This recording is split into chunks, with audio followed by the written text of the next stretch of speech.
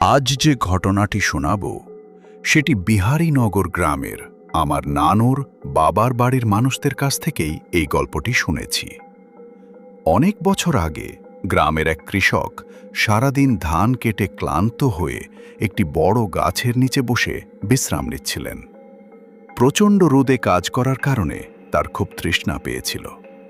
ঠিক তখনই তিনি দেখতে পেলেন সাদা টুপি পরা এক বৃদ্ধ নুরানি চেহারার একজন মুরব্বী এসে তার পাশে বসলেন। কৃষক কিছু বলার আগেই সেই মুরব্বী বললেন, বাবা, তোমার তো অনেক পিপাসা পেয়েছে, চলো আমার বাড়িতে গিয়ে পানি খেয়ে যাও। কৃষক অবাক হলেও আর কিছু না ভেবে তার সঙ্গে গেলেন। সেখানে গিয়ে ঠান্ডা পানি পান করলেন। এরপর মুরব্বির কাছ থেকে বিদায় নিয়ে নিজের বাড়িতে ফিরে এলেন। কিন্তু বাড়িতে ফিরে তার মনে একটাই প্রশ্ন ঘুরতে লাগল, আমি তো তাকে কিছুই বলিনি, তাহলে তিনি বুঝলেন কিভাবে যে আমার এত পিপাসা পেয়েছিল? পরদিন সকালে কৃষক সেই মুরব্বির খোঁজে পুরো গ্রাম ঘুরে বেড়ালেন, কিন্তু আশ্চর্যের বিষয়, গ্রামের কেউই এমন কোনো মানুষের কথা জানত না। শেষ পর্যন্ত তিনি আমার নানুর এক ভাইয়ের কাছে বিষয়টি বললেন। তখন তিনি বললেন, তুমি যাকে দেখেছ তিনি সাধারণ মানুষ নন, তিনি একজন পরহেজগার জিন। বহু বছর ধরে এই এলাকায় আছেন। লোকমুখে শোনা যায় তার বয়স প্রায় 30,000 বছর। তিনি নাকি একসময় এই গ্রামের জিন শিশুদের হাফেজে কুরআন বানিয়েছিলেন। এরপর ঘটে আরেকটি ঘটনা। একবার আমার খালু বেড়াতে গিয়েছিলেন সেই বাড়িতে।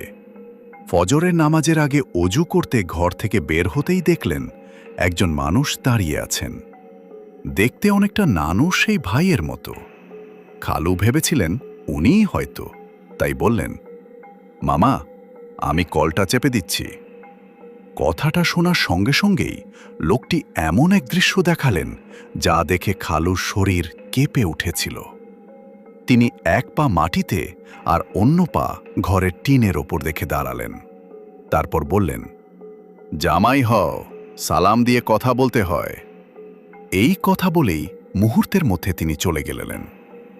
খালু ভয়ে দ্রুত ঘরে ফিরে আসেন। পরে বাড়ির লোকজনকে সব খুলে বললে তারা ধারণা করেন তিনি সেই পরহেজগার জিন ছিলেন। এরও অনেক আগে আমার নানুর বাবা ছিলেন জমিদার বংশের মানুষ। নানুর এক ফুফু ছিলেন নিঃসন্তান। পারিবারিক সম্পত্তি নিয়ে তার সতীনুদের সঙ্গে বিরোধ ও মামলা চলছিল।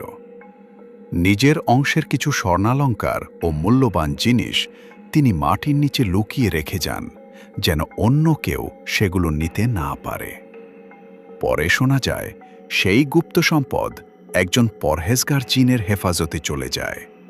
আর গ্রামের মানুষের বিশ্বাস সেই জিন আর কেউ নন, ওই হাফেজ মুরব্বী।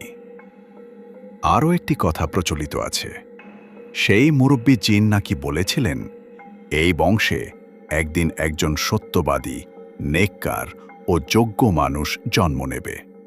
প্রকৃত উত্তরাধিকারী সেদিকারী সেই হবে। ততদিন পর্যন্ত এই সম্পদের হেফাজত আমার দায়িত্ব। এই ঘটনার সত্যতা আল্লাহই ভালো জানেন, তবে বিহারীনগর গ্রামের প্রবীণদের মুখে আজও এই রহস্যময় কাহিনী শোনা যায়। এটি লোকমুখে প্রচলিত একটি গল্প, যা সত্যতা স্বাধীনভাবে যাচাই করা সম্ভব নয়।